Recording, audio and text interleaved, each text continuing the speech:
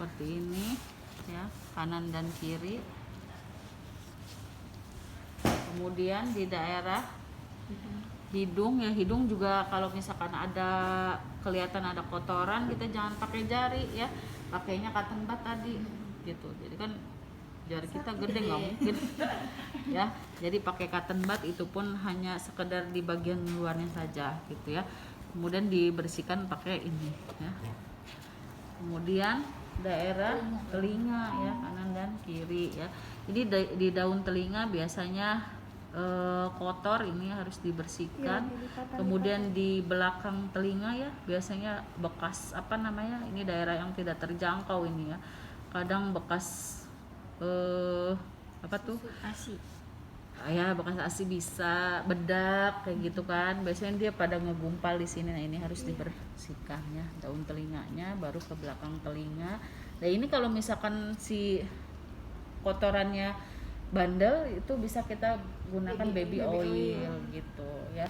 Tapi kalau misalkan bisa dengan air ya, berarti cukup dengan air saja seperti itu. Kemudian sebelahnya ya, ini kita bersihkan juga daun telinga ya, kemudian sampai ke belakang telinga. Nah ini udah selesai di daerah apa namanya, wajah. Kita keringkan ini ya, airnya.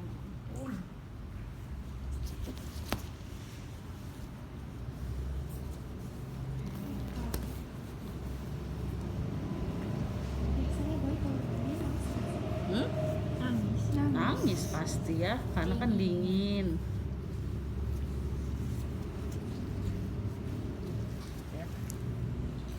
Kalau udah seperti ini langsung kita ke daerah kepala ya. Ini untuk sabun bisa bisa ke sini langsung, bisa ke air seperti itu. Ya, sekalian kan ini dicuci nih. sekalian dicuci. Daerah kepala dulu ya.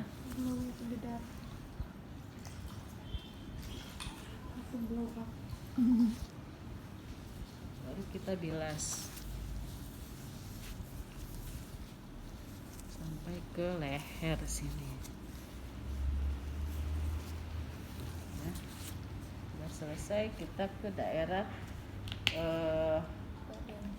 badan ya. Ini di daerah dada dulu ya, kemudian abdomen ya. Dari abdomen kita ke lipatan tangan ya, ke ketiak ya, seperti itu. Kemudian ke sebelah kiri, daerah ketiak juga ya.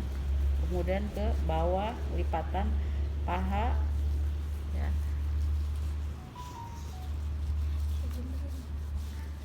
Sama sebelahnya juga ya, lipatan-lipatan dibersihkan. Daerah ekstremitas. Nah, udah kita balik ya. Ini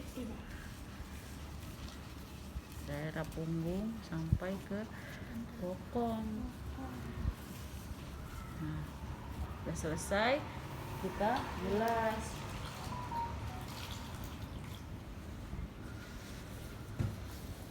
Sama ya, bilasnya juga bagian dada, abdomen, lipatan tangan, ketiak, kemudian ke daerah kaki.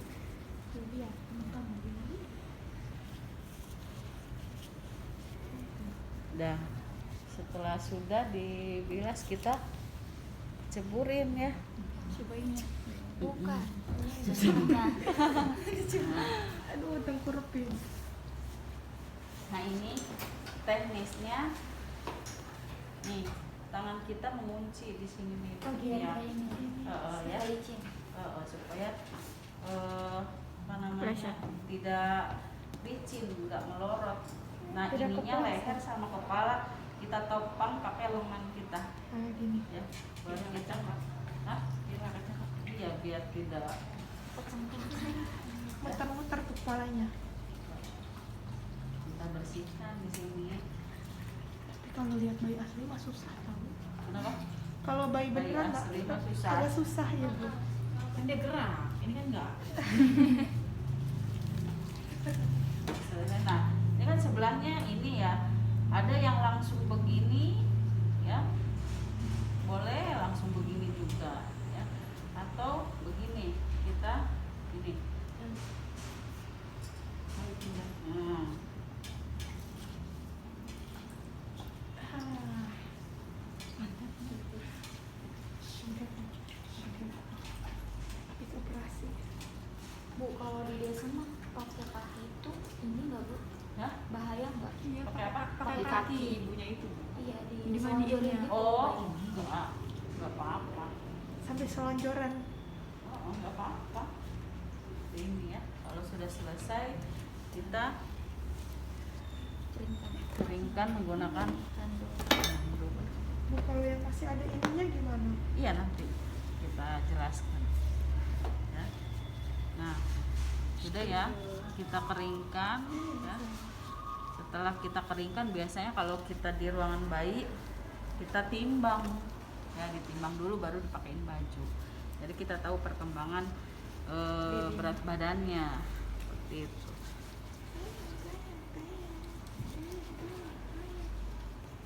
Ya.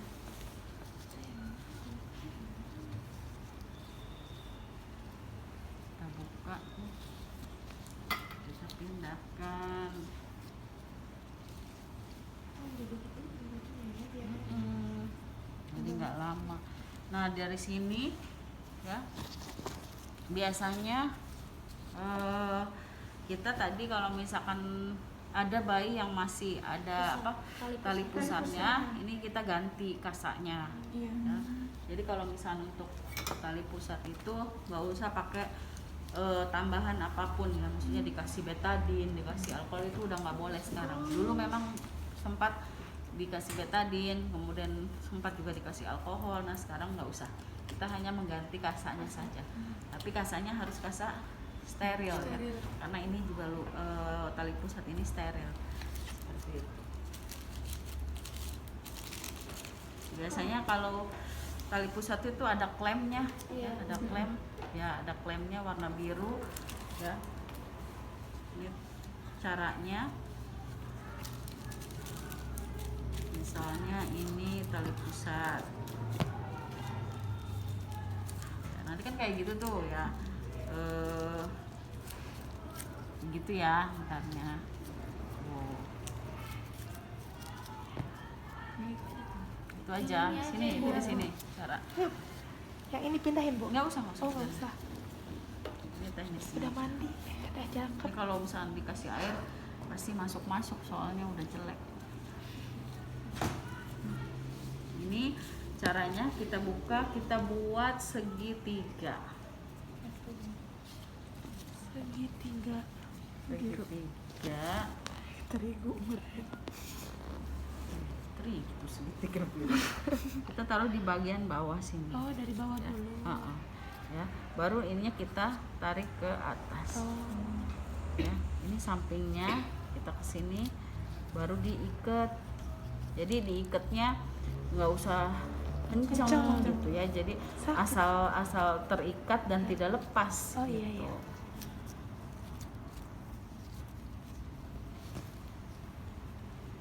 Ya, mau satu mau dua nggak apa-apa, yang penting nggak lepas. Satu kali atau dua kali seperti itu ya.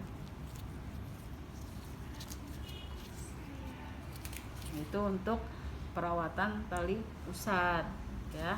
Selesai pasang tali pusat, lagi baru kita mau pakaikan apa tadi, minyak telon misalkan ya, ini jadi minyak telon. Boleh kita pakai bagian dada, abdomen ya, kemudian daerah belakang ya, punggung ya, seperti itu. Terus kalau perlu juga kita pakai bedak ya. Cuman pernah nggak ngedengar sekarang nggak, anak kecil nggak boleh pakai bedak?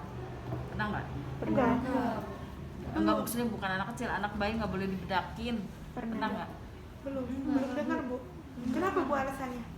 Ya jadi ya nanti kalian nggak usah bingung ya. Jadi untuk pemakaian bedak ini memang ada yang menganjurkan nggak boleh gitu, maksudnya tidak boleh dipakaikan bedak ya, karena logikanya si partikel kecil dari bedak ini akan masuk ke dalam Hidung. saluran pernapasan. Nah, ini juga berbahaya untuk bayi ya, tapi ada juga yang masih pakai gitu. Makanya nanti kalau kalian praktek di rumah sakit ya, mungkin kalian akan menemukan perbedaan itu gitu.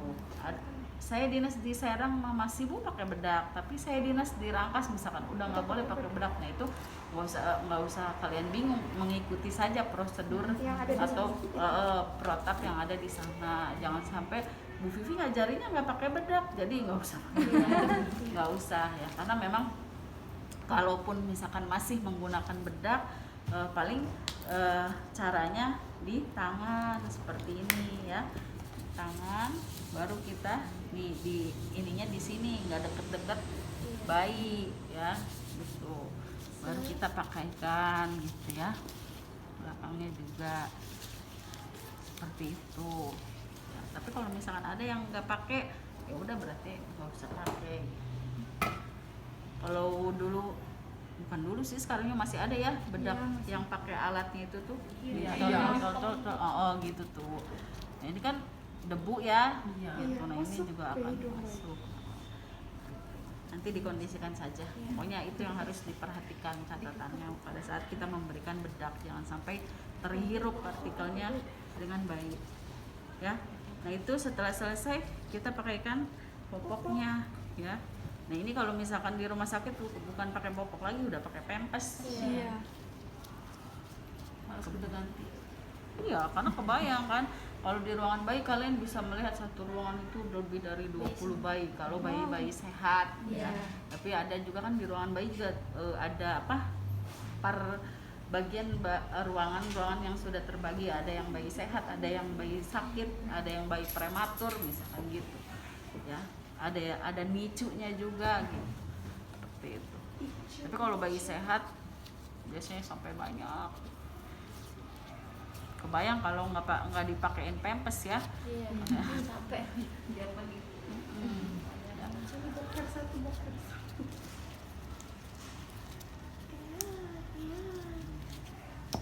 Terus yang ada tombol lagi.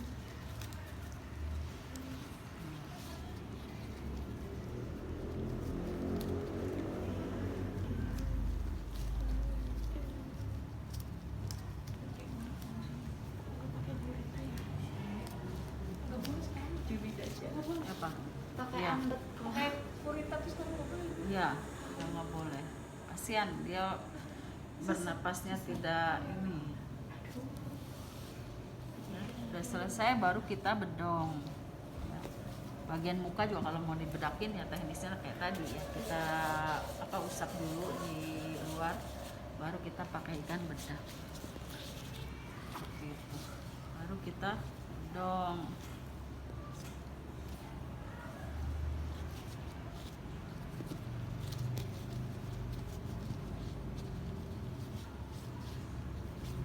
Bedong tuh banyak teknisnya ya Bu. Hah? Ada yang kepalanya juga di Oh ada yang dikerudungin, Iya. ada yang berhijab. ya itu mah seni aja sih, Iya. seni maksudnya Biar lebih menarik. kita maunya gimana gitu. Yang penting Yang nggak si dihaluskan gitu kan. enggak, yang penting si bayinya nyaman gitu ya, nggak harus kakinya dilurusin enggak ya. Kalau orang biasa mah Di bedong itu tujuannya biar apa, Bu? Biar hangat aja. Biar hangat kan? Iya Bukan buat ngelurusin kaki. kan. Iya, Kan kalau bilang misalkan orang orang biasa tuh mah gitu. taunya buat ngelurusin kaki katanya takut bengkok jalan gitu. Apa bengkok? Kalau dari sana yang nggak bengkok mah tuh udah selesai. Udah. Baru kita rapikan alat. Kombinasi. Pasiennya sudah bersih, sudah wangi ya, kita Bagaimana, kasihkan ke Dek? kita bersihkan